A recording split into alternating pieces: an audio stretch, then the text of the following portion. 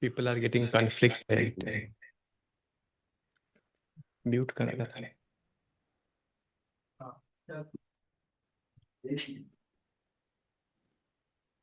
Where should they look? Look at me or Jaya ji?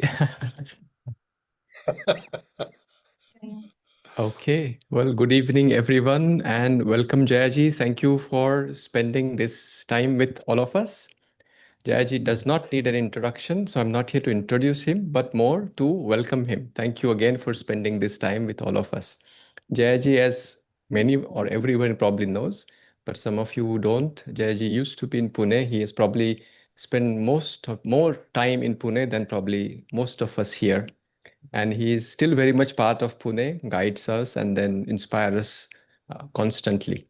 And we have decided that this is the best time where we introduce and bring him again and again to the people who are here, who are sort of new. So again, thank you, Jayaji, and I hand it over to you. Thank you, Ahmed. And just to double check to make sure that my volume is okay and the sound is coming through fine. Okay, no complaints, so I guess that means yes. Anyway, thank you again for the introduction, and it's my pleasure to be here with you in Pune, even though I wish sometimes I could be there live in body, but I'm here online, and so today we're going to have our Sunday Satsang, and I'd like to share with you. So let us begin by praying together to invite the Masters to bless us with their divine presence. Let's pray together. Let's please stand. Heavenly Father, Divine Mother, friend beloved, God, great gurus of self-realization, we humbly bow to you all. Jesus Christ, Babaji Krishna, Lahiri Mahashai, Swami Sri Yukteswar, and Great Master Paramahansa Yogananda. We are thy disciples. We come to you to seek divine freedom. Guide us in our journey. Take us by the hand, giving us strength and courage to meet all obstacles. Help us to be ever loyal in all that we do, loyal to truth, loyal to thee, loyal to our own higher selves. We are thy children. Be with us always. Om Shanti, Shanti, Shanti. Please be seated.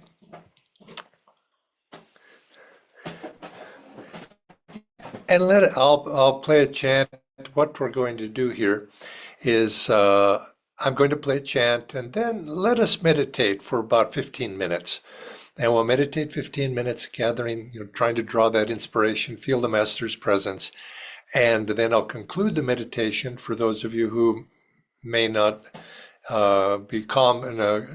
It's not common to you. I'll end the meditation with an affirmation.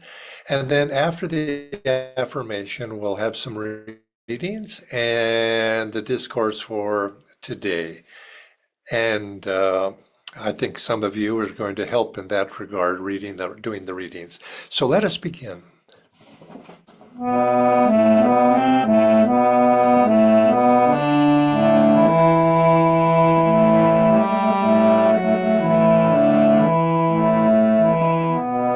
Door of my heart, open wide I keep for thee.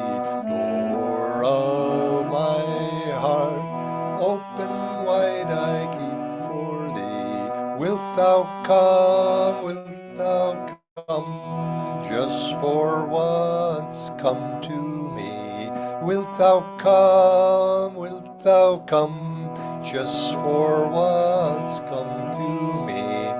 Will my days fly away without seeing thee, my Lord? Will my days fly away without seeing thee, my Lord? Night and day look for thee night and day, night and day, night and day. I look for thee night and day. Door of my heart open wide I keep for thee. Door of my heart open wide I keep for thee. Wilt thou come, just for once come to me? Wilt thou come, just for once come to me? Will my days fly away without seeing thee, my Lord? Will my days fly away without seeing thee, my Lord? Night and day, night and day, I look for thee night and day, night and day, night and day, I look for thee night and day. Door of my heart open wide I keep for thee. Door of my heart open wide I keep thee. Wilt thou come, just for once come to me? Wilt thou come, just for once come to me? Will my days fly away without seeing thee, my Lord? Will my days fly away without seeing thee, my Lord? Night and day, I look for thee night and day, night and day, night and day, I look for thee night and day, night and day, night and day, I look for thee night and day, night and day, night and day, I look for thee night and day, night and day, night and day, I look for thee night and day.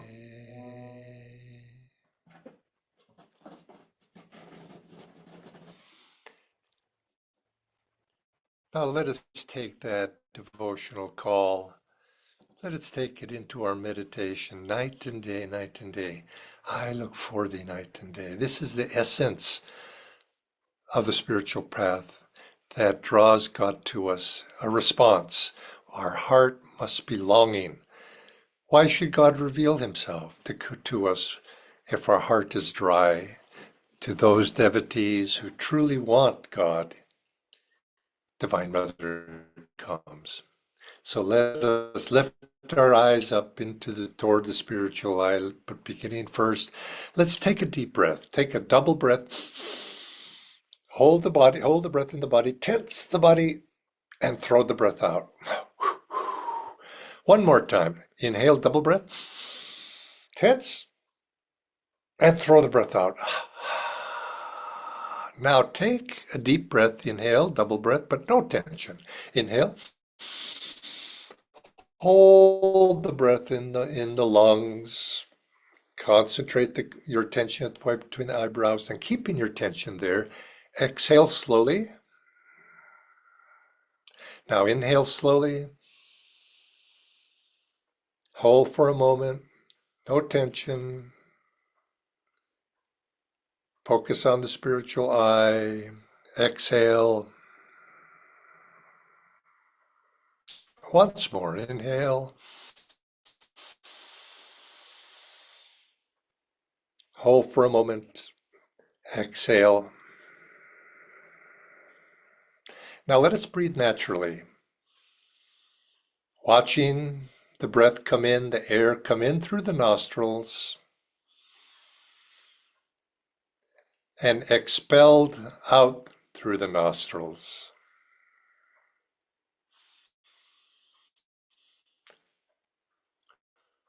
Let the body control the breath. When it needs oxygen, when it needs air, watch it inhale. When it wants to expel the breath, watch it release the breath and follow the movement of the breath in and out of the body, keeping your gaze uplifted to the point between the eyebrows. And you can feel as if light, air, oxygen entering in, the breath itself is entering into the body through the spiritual eye.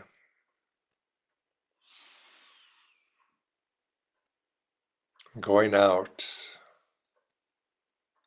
Just as air comes into the body, feel energy itself, light coming in, vitality coming into the body. All tension going out of the body as we exhale.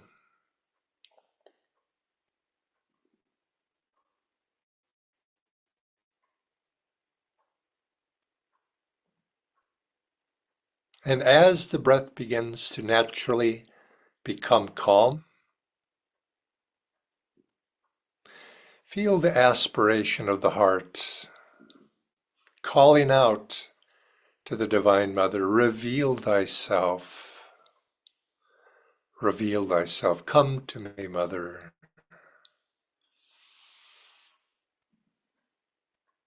I look for thee night and day.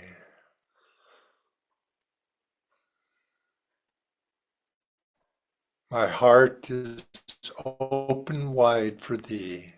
Come.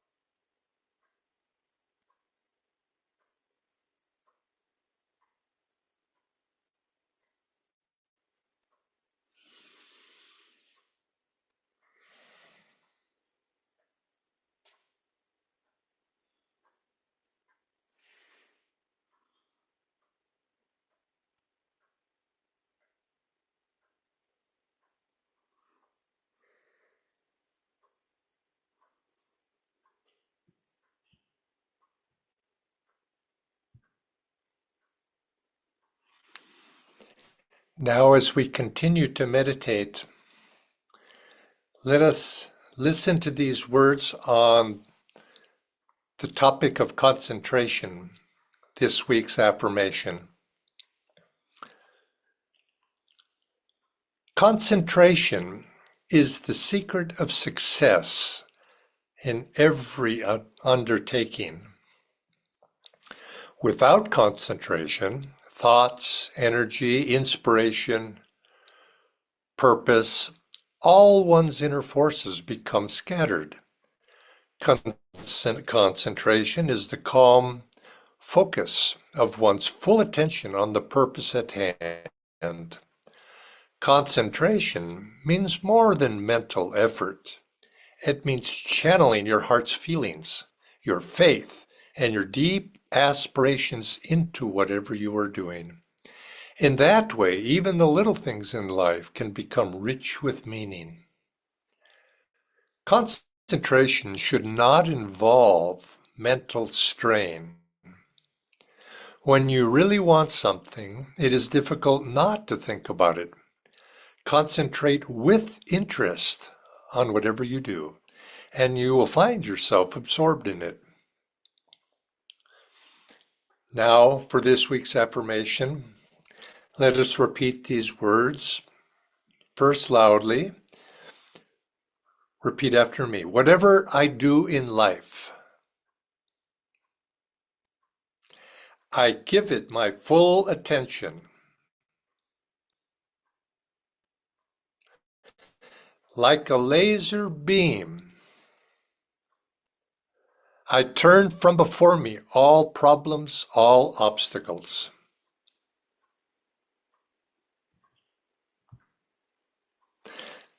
Let's repeat that once more. Whatever I do in life,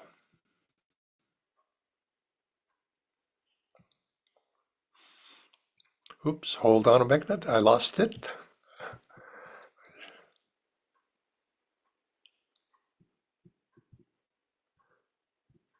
There it is. Whatever I do in life, I give it my full attention. Like a laser beam, I turn from before me all problems, all obstacles. Once more, whatever I do in life, I give it my full attention. Like a laser beam, I turn from before me all problems, all obstacles. And now, looking into the spiritual eye, mentally repeat, whatever I do in life, I give it my full attention. Like a laser beam, I turn from before me all problems, all obstacles. And let's pray. Help me to see thee, Lord, as the scriptures describe thee, the most relishable. Help me to concentrate on thee, my gaze, my love, my aspirations, my entire being. Om Shanti Shanti. Amen.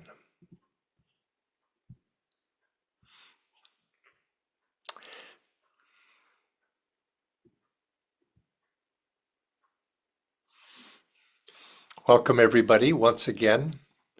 And I'm happy to be here with you. I'm broadcasting this from Ananda Village right now, early in the morning on Sunday. And there you are in the evening, perhaps, in Pune. And I'm going to invite now one of you to come up and please read today's reading.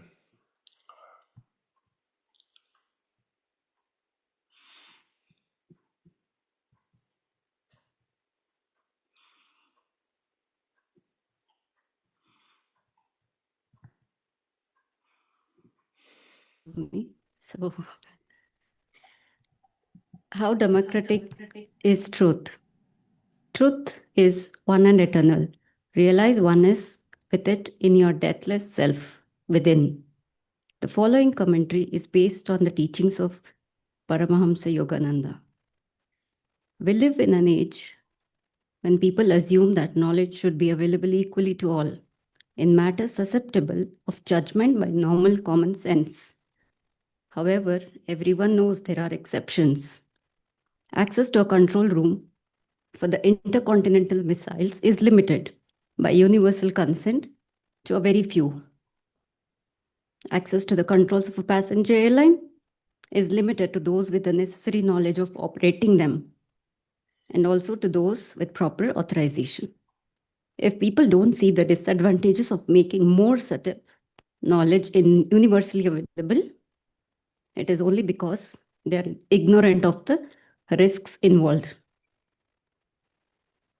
In case of subtle knowledge, the main disadvantage is making it universally available in the harm it might do to one who isn't ready for it and who might even mock it. True, by mocking truth, he might undermine the faith of few truth seekers. But then, such tests can also be beneficial as a means of strengthening faith. Again, true, the clever doubters' misrepresentation of those truths may dissuade a few seekers from following the spiritual path. But if seeker really is sincere, he will recognize the truth eventually because it resonates with his own being. No, the greatest problem occurs to the shallow doubters himself. To give him an opportunity to affirm his ignorance might only estrangle him even more from the truth, delaying the time when he will turn, as all people must, eventually to the light. Thus, the scriptures advise not secrecy, but discretion in the sharing of truth. Jesus Christ says in the Gospels of St. Matthew, chapter 7, "Give not that which is holy unto dogs, neither cast ye your pearls before swine, lest they trample them under their feet, and truth again, and rend you." And Sri Krishna says in the 18th chapter of the Bhagavad Gita, "Never speak of these truth to one who is without self-control or devotion, who renders no service, who does not care to hear, or who speaks ill of me." Thus, through holy scriptures, God has spoken to mankind. Thank you.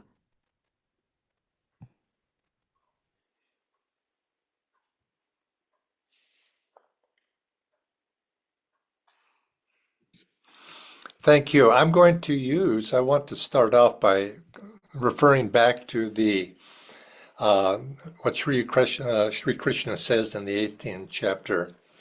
And from Swami's book, The Essence of the Bhagavad Gita, he says, "Never share these truths with one who is without self-control or devotion, nor with one who won't share with others in a spirit of service, nor give them to one who is indifferent to them, or who finds fault with me." Now, I was thinking about this because in a sense, it says, don't share these teachings. Because, in other words, use your discretion to share these teachings with others.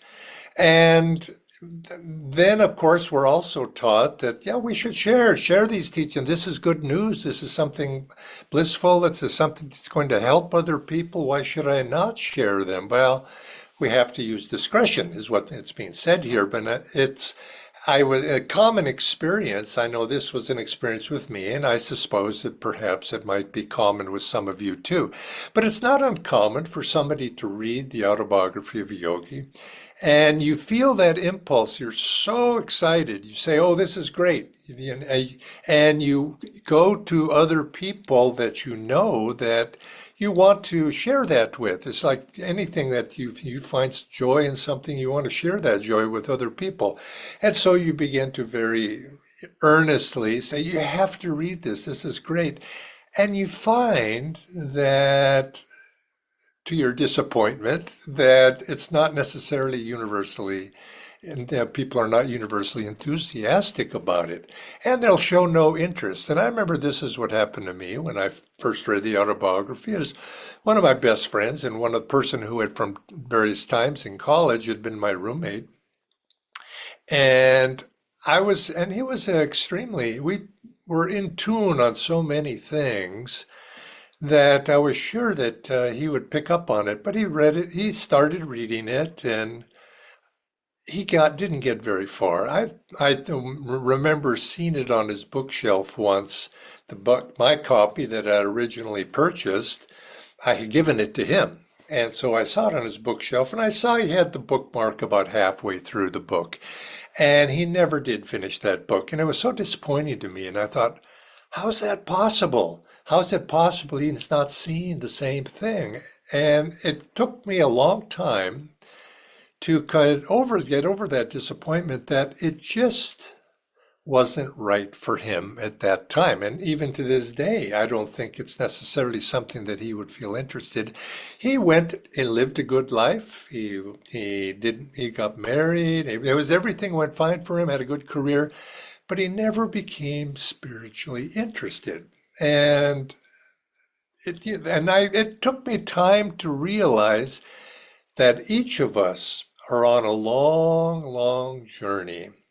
And if we look at our own past, how many times in our previous lifetimes have we been perhaps presented an opportunity of truth, an opportunity to make changes in our life, to realize something, and we passed them by. Other things were more important. It wasn't a priority.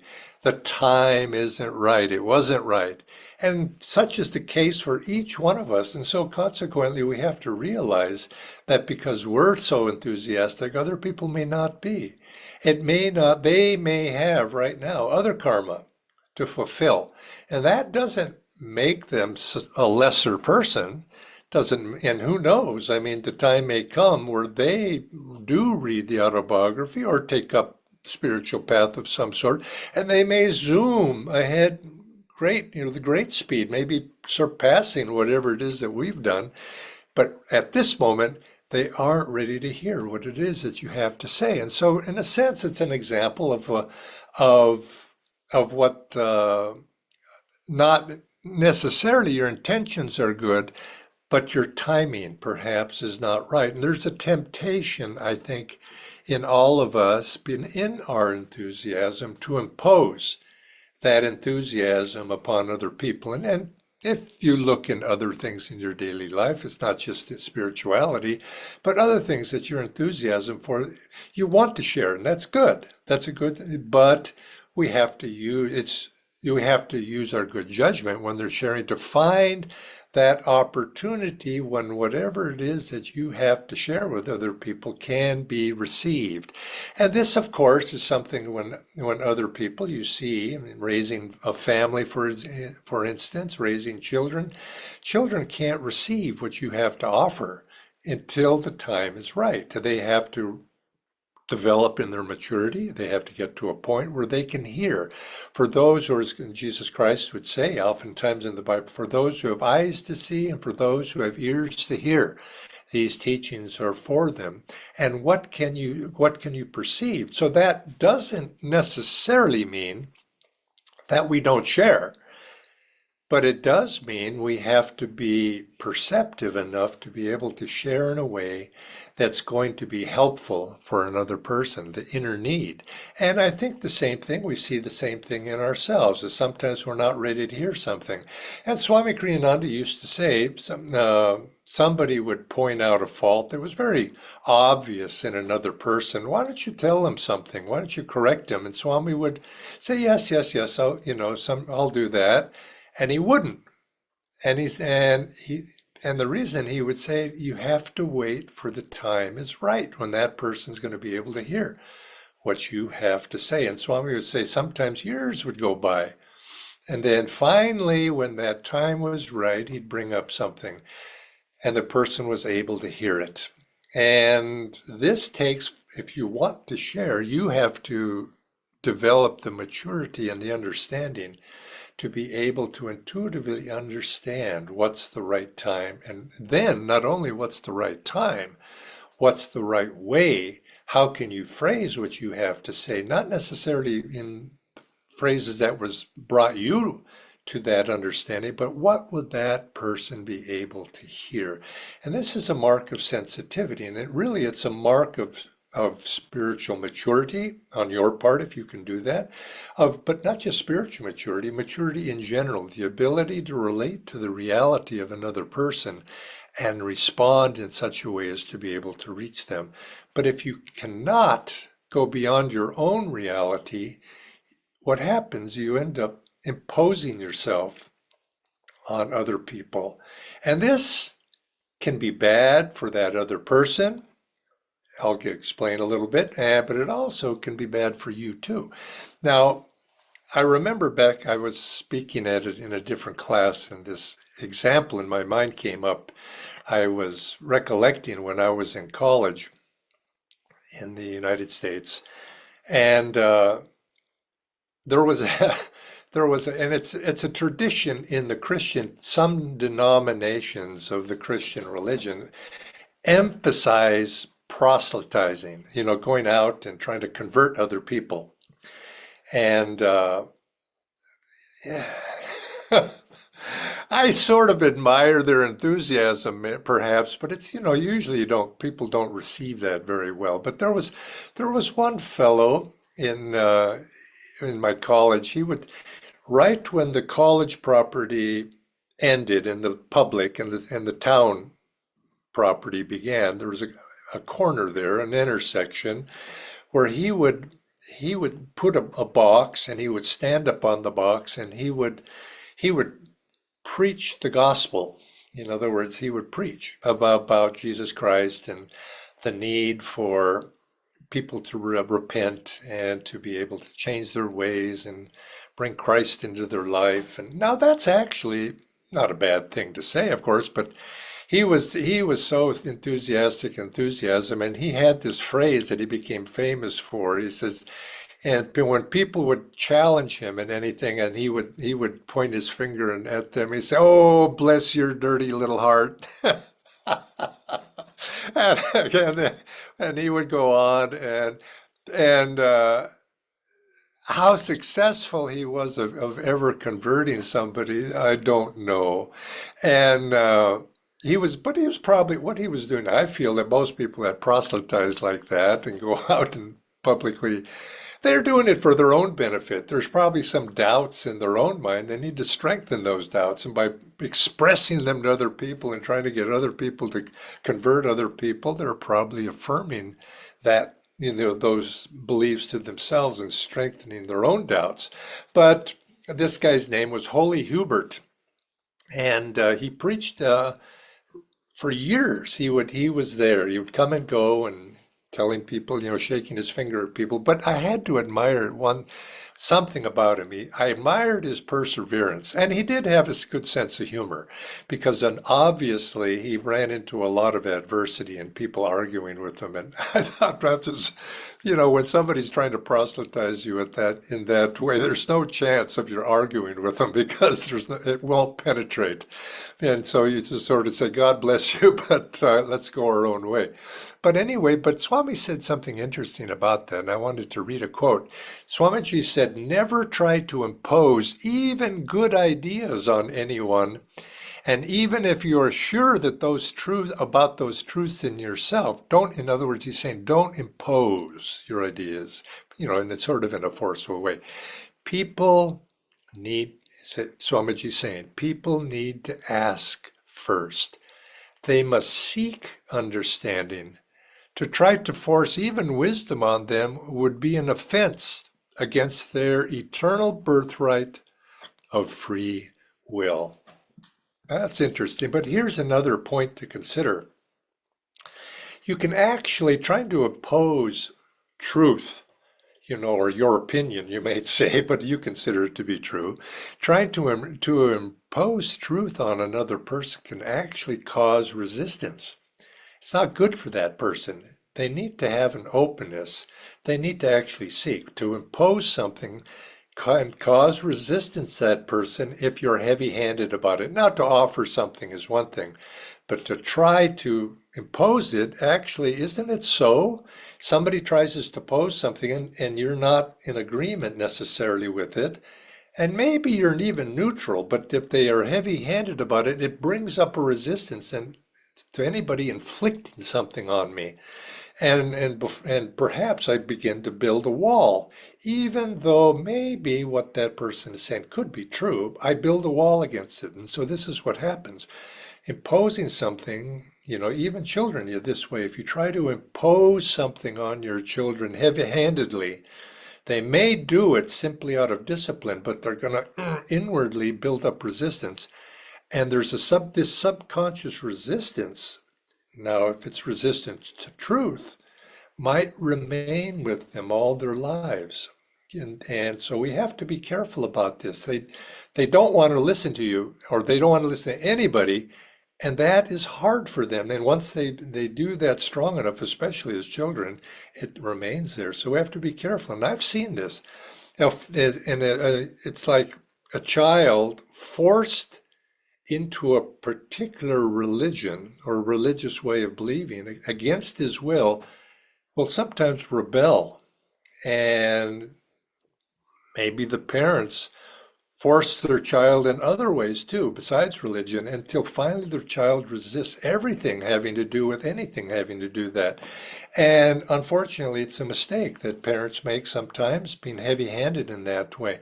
Now, that's not saying that we should share, and it's not saying we should be we should be clever. I'm saying we should be clever, and we know how to offer somebody to others and in such a way that they maybe are open to being able to receive this. And this, you could say, if you happen to be if your parents, yes, but if you're a presenter or a teacher in any way, you have to develop that ability. And I think this is something that I noticed in Swami Kriyananda. He offered truths, he offered teachings, he made them fun or palatable to consider. And he didn't just state it as a truth without exploring that and saying, well, okay, it could be this and that, and invited, you could say, the audience to discover these for ourselves. And this is really what we do when we come upon truths. We recognize them. Something is true, and all of a sudden we say, yes, that's right. It's as if we knew it all the time, we just never recognized it. And this is how, if you're a teacher, this is how you had developed the skill to help people recognize what's already there. Because truth exists. You're not manifesting that truth when you share it with others. You're trying to bring it to the surface. And I've learned this, of course, the hard way, and that sometimes you can be overbearing in your enthusiasm. I remember once I was giving a lecture in Delhi about Kriya Yoga, and I was so enthusiastic about the topic, and I was telling all the great things it would do for you and why the audience. And I think in retrospect, I went too far because I was talking beyond the experience of the audience. And I wasn't reaching the audience where the audience was and then bringing them up. I was speaking from my own enthusiasms. And this question and answer period came, and this lady asked a really good question. And she said, sir, all that you said may be true. He says, but I don't want that right now. I just want to be a good person. I want to be a good neighbor. I want to help people be more happy in life. He says, why do I need to be doing all this stuff that you're talking about just to be the good person I want to be? Right on. I thought that was great. I said, Madam, that's a wonderful thing to say, and I'm so happy you said that.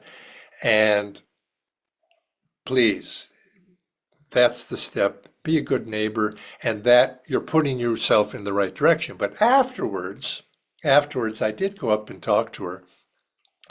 And I said, Madam, thank you again for what you had to say. That was very true.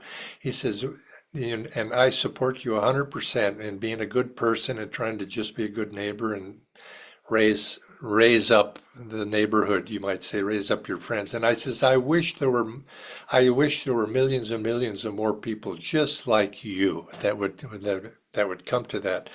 And then I added, though, I says, but there's going to be a time in your life or in your evolution, future life, when you're going to want something more than to just be a good person. And he says, when that time comes, and if it's soon, please come back and we can share further about that. And that's actually what I should have said during that lecture. I got ahead of myself. And so consequently, when we give classes, and some of you are teachers, perhaps you've taken our teacher training courses, I always remind people, who is your audience? Who are you talking to? Are you talking to your child? Are you talking to a neighbor? Are you talking to scientists? Are you talking to people in college students? Whatever it might be, we have to tune in to who we're trying to share with and to know your audience, to be able to reach them. And so consequently, to share with anybody, I think it may be possible. He says Krishna makes some exceptions. Don't share with those people of non-belief or people that mock the teachings. But certainly, you may not share the teachings with them in an intellectual way, but certainly we can share something. We can share the essence of truth with everybody. And that essence of truth is joy. That essence of truth is love. And we can open people's hearts in that way, and then they begin to receive something. They receive that which is the essence. But intellectually, with the words and the writings, that we have to use our discrimination. So consequently, I guess you might say, don't be too personal when you're presenting if it's not relevant to other. You might even be thinking, what is the audience, or what does this other person need? Not with what you want to tell them. What do they need? And then trying to go from that.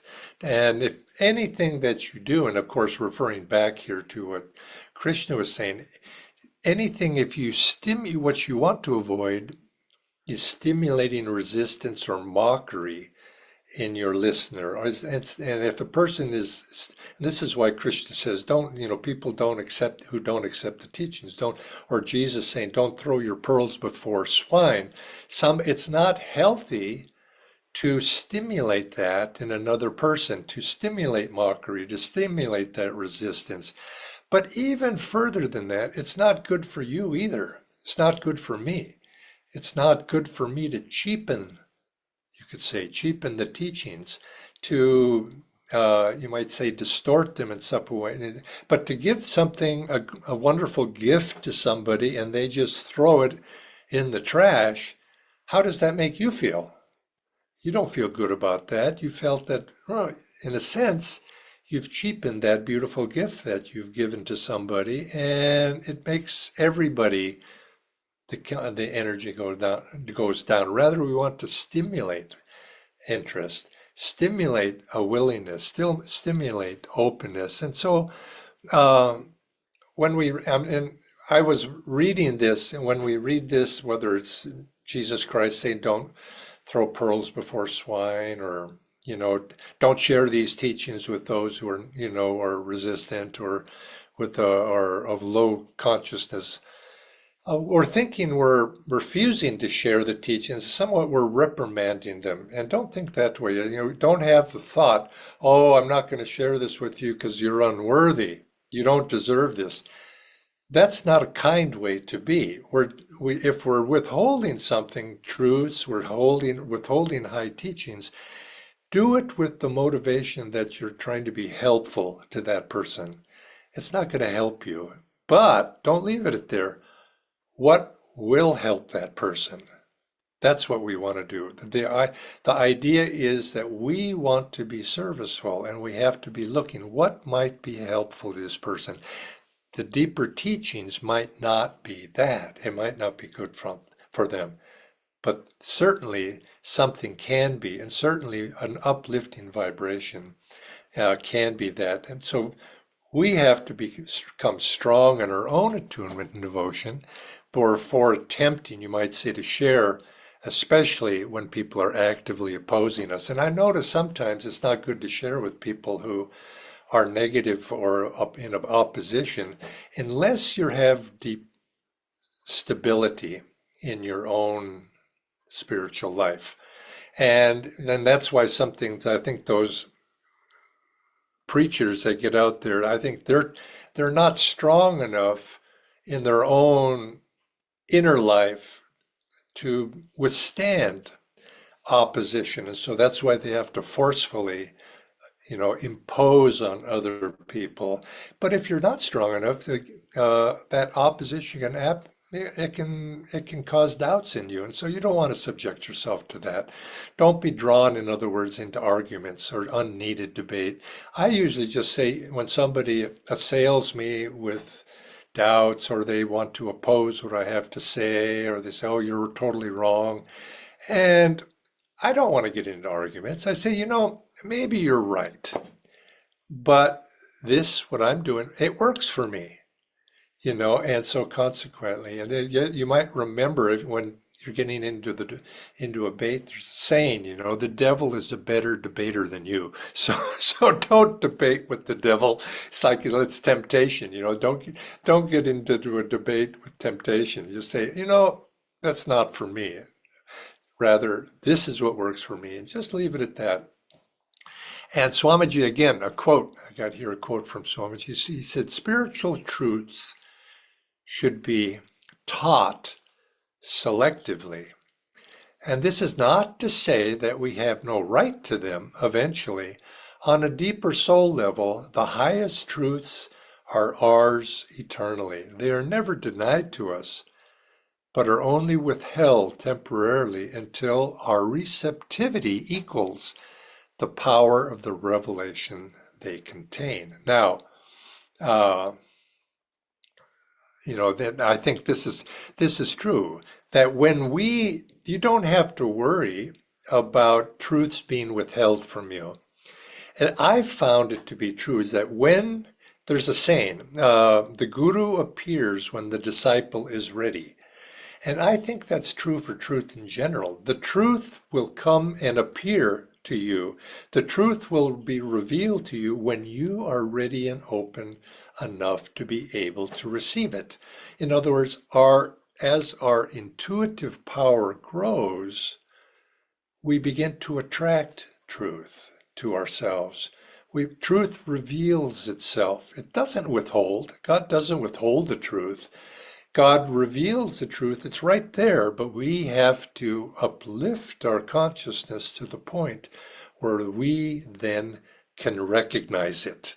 You see, it's our ability to lift our consciousness up into the light, and then we begin to recognize the truth. Now, I was having a email. I thought of a good story. Now, I didn't think of this story. It was revealed to me. I was having an email exchange with somebody who's in our audience, I think today. This is Prisha, if you're there. I wrote you back that I wanted to share the story that you told me, and because it's a very good example and it relates a little bit here, not maybe to the subject we were talking about, but she gave a good story that I think is philosophically very interesting to contemplate in a lot of different situations. And she said that she was on the airplane and passing through Paris on her way to somewhere, I forget. But and it was raining terribly, heavy rain, gray skies, and all that. Rain, rain, rain. And they got in the plane, and the plane took off, and after some minutes, the plane reached an elevation where all of a sudden the sun was out, and it was sunny. So what you have is here, you have the sun was always out. You see, the sun was, in other words, or I should say, the sun was always shining. But when she was on the ground, she was in the rain. Now, both are true. It was raining It was cloudy. You could say we're in delusion.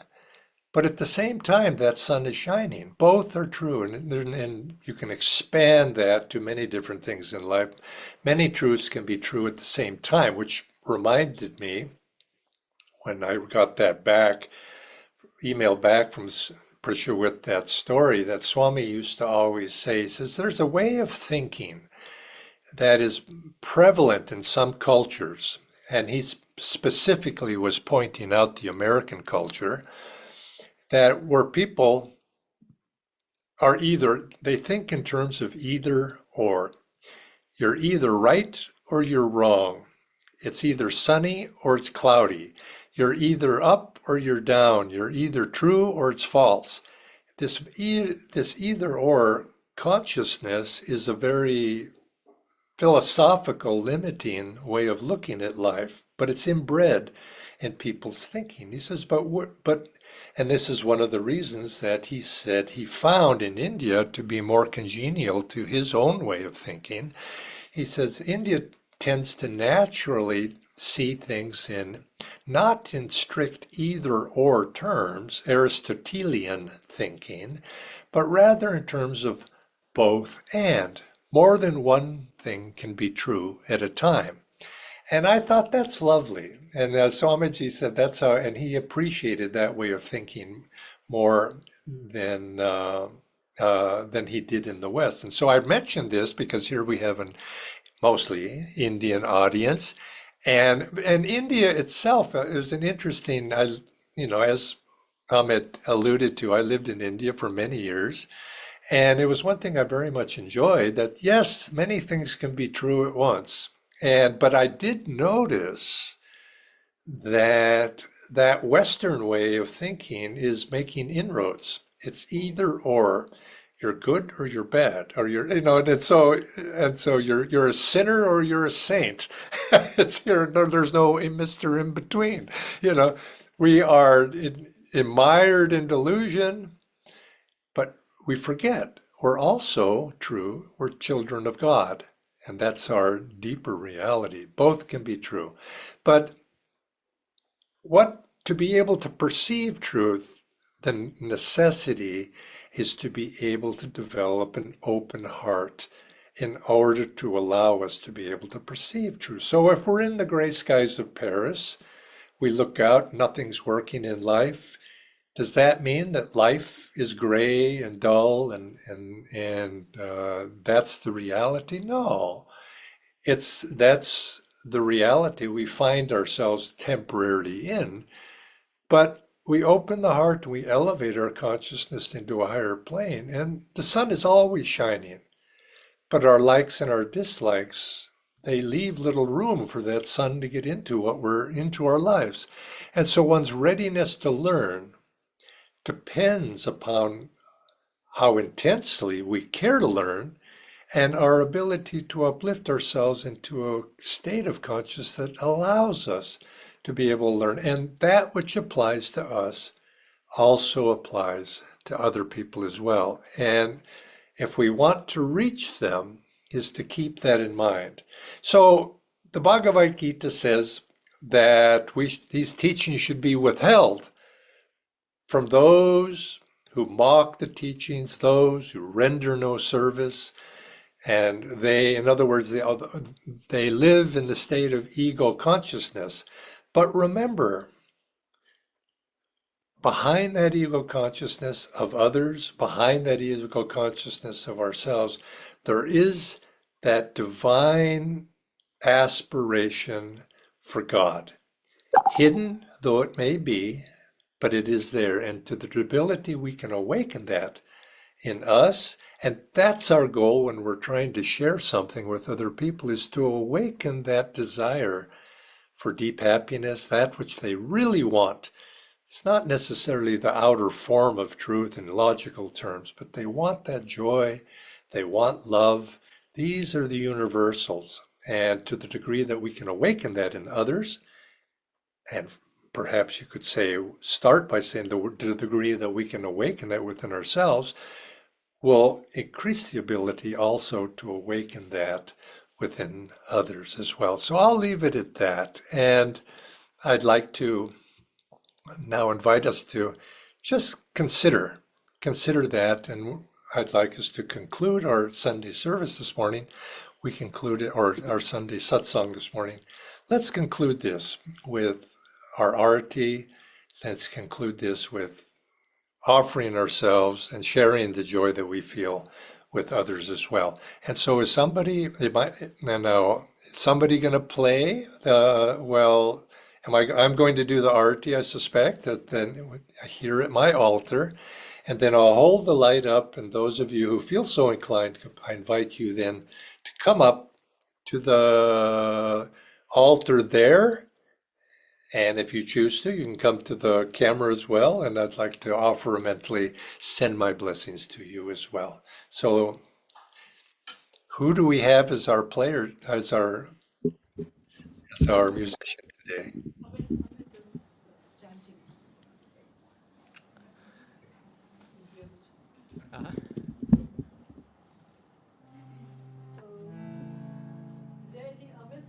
I am chanting Amit. And now I'm not hearing much. Can I hear the harmonium? If I can hear the harmonium from your side, it would be better.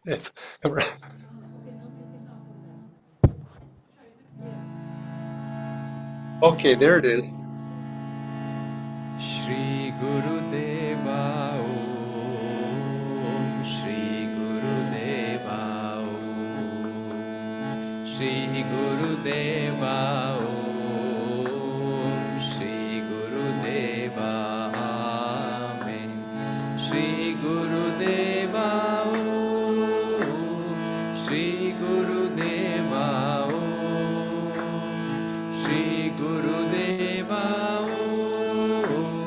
Shri Guru Deva Amen. Shri Guru Deva Om. Shri Guru Deva Om. Shri Guru Deva Om. Shri Guru Deva Amen. Shri Guru Deva Om. Shri Guru Deva Om.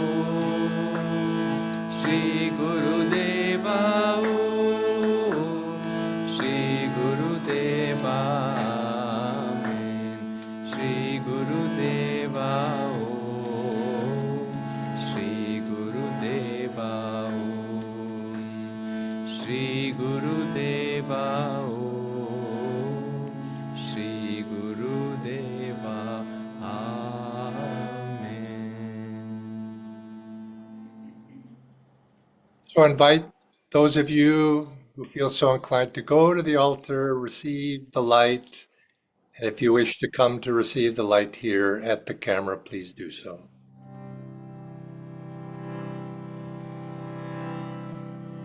Shri Yogananda, guide to inner freedom, steal into my heart of hearts, banish my delusions. Shri Yogananda,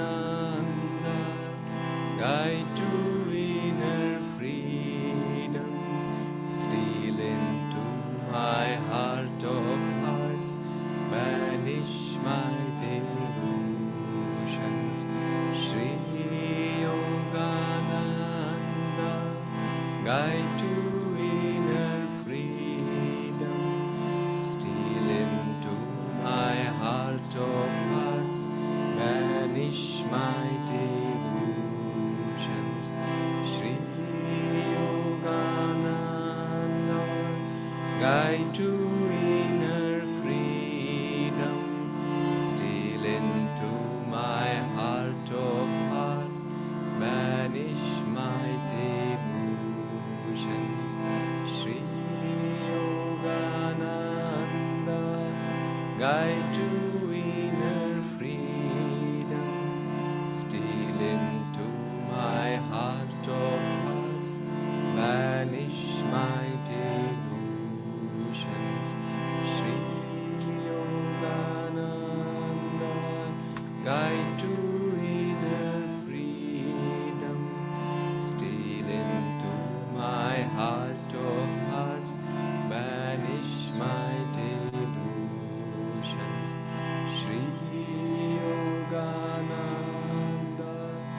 guide to inner freedom, steal into my heart of hearts, banish my delusions.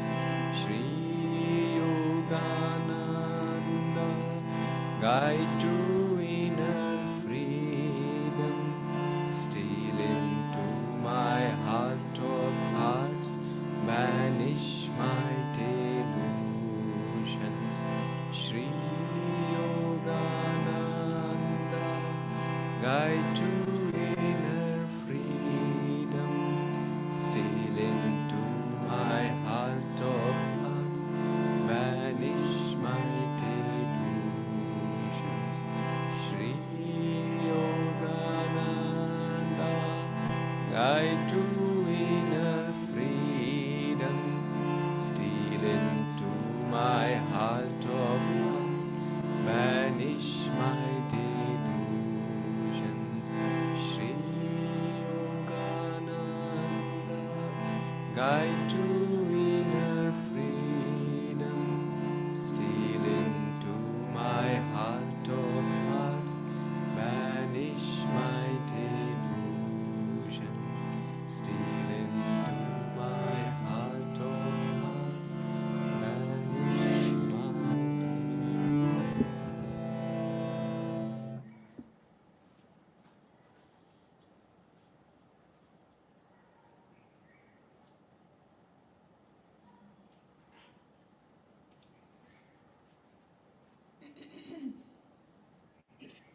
Thank you for coming up, each of you. It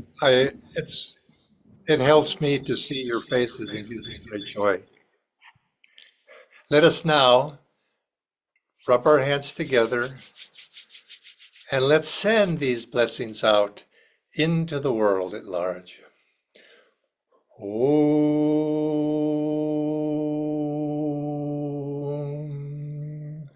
Om.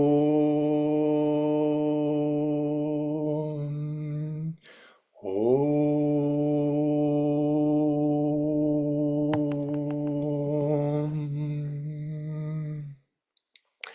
Let's conclude with a prayer. Heavenly Father, Divine Mother, friend, beloved, God, great masters of self-realization, Jesus Christ, Babaji Krishna, Lahiri Mahashai, Swami Sri Yukteswar, and our beloved Guru Paramhansa Yogananda, saints of all religions, we humbly bow to you all. May we share our heart's love, our heart's joy, our calmness and concentration, our compassion, our hopes for all people's welfare. May we share those qualities as thy instrument to all whom we meet. Let us be a channel, an active channel for thy grace to share with all. Om Shanti Shanti Shanti. Amen. Om Guru. I want to point out a gift that was given to me. The camera turns it around. There's the Om up on above Master's picture. It kind of reverses it, but that was a nice gift one of you gave to me, and I very much appreciate it and put it there. So I turn it back to Amit for any further announcements. And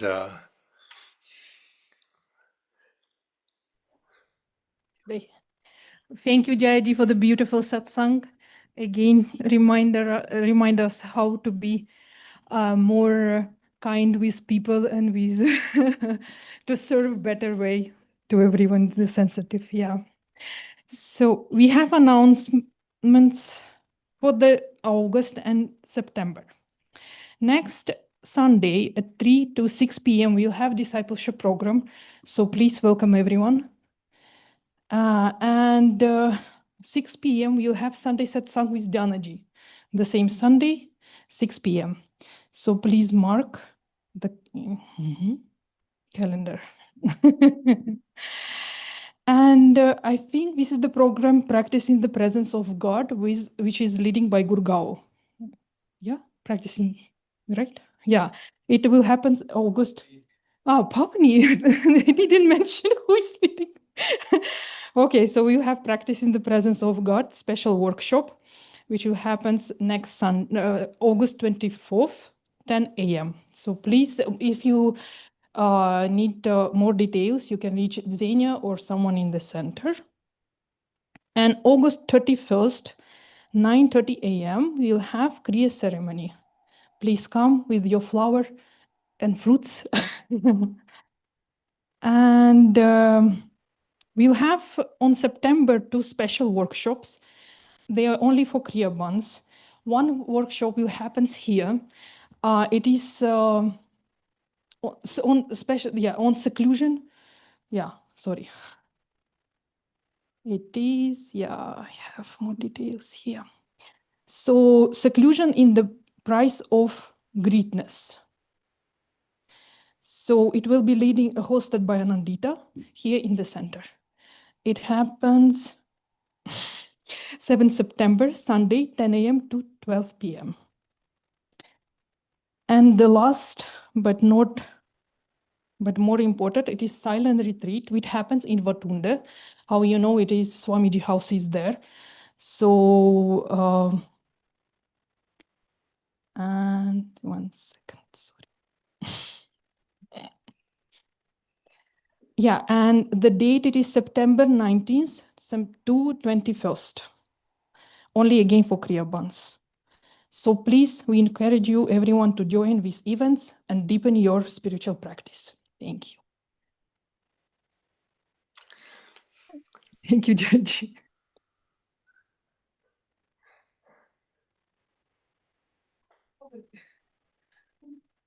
Thank you, Bhakti. That was good. Thank you, Jayaji. And we look forward to having you on more Sundays and Thursdays. Thank you for being with us and sharing your presence and inspiration with us time and again. Thank you, and thank you everybody there in the audience and those of you online for giving me this opportunity to share with you. We'll do it again probably next month, and we'll do it again. So until then, God be with you. Joy to you. Om.